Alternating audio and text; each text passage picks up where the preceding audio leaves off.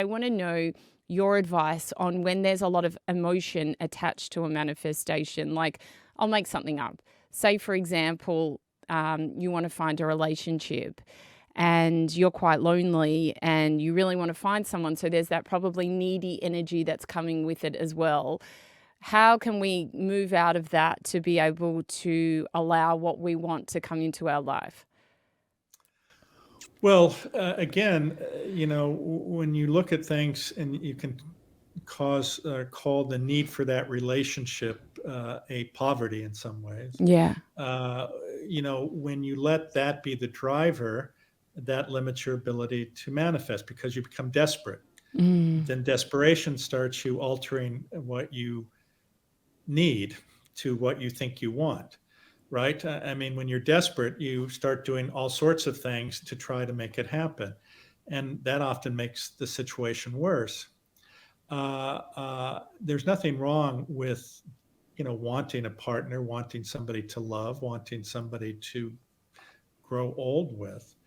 But it should not be out of desperation because that is not going to manifest well for you uh, because you've already given up on your manifestation.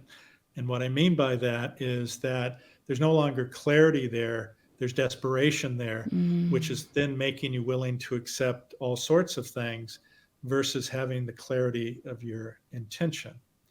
What I would suggest is think of what it is and who you are and what you have to offer to somebody, and use that as saying, what I have as a human being is love, caring, affection, Mm. and I would like to share that with somebody versus the other, I desperately need a partner. Yes, Those are I two love different that. ways Yeah. to look at it. I've heard that once before. It's like, be the person that you want to attract. And I think that's so true. I'd love to know another thing with manifestation. Again, two examples.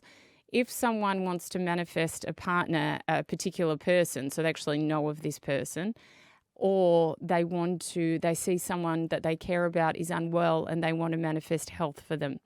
Is it possible to manifest when, like, for others, if you get what I'm saying, Sure. in the sense of like, say for the partner, well, you don't know if the person likes you or not. So I would say that would be a lot up to their own, like what they think. And then with another person, you're not them, but you care about them.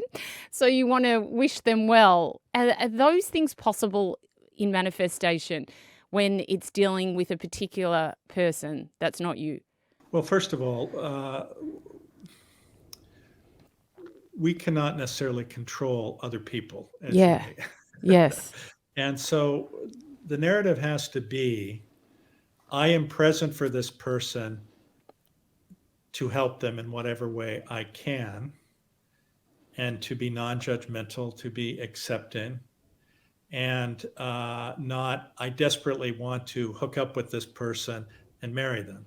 And again, they're two different narratives. Being present for somebody, being available, saying, I like this person, they're a good person. How can I be of service to them? How can I help them? That creates the environment where there's no more pressure. You're not sitting there every second going, well, is he looking at me the right way? Do I need to dress this way? Do I need to do that? You simply need to be yourself. And that means be yourself, not a made up version of what you think this person wants. Mm. And again, when you're doing the made up person of what this person wants, you're acting out of desperation to create a narrative so that they like you versus liking you because you're a kind, thoughtful person. And again, they're slightly different messages that you're putting out in those instances. In terms of benefiting others, certainly I think being again, now, and I don't want to head off here into sitting there saying your beliefs will cure cancer.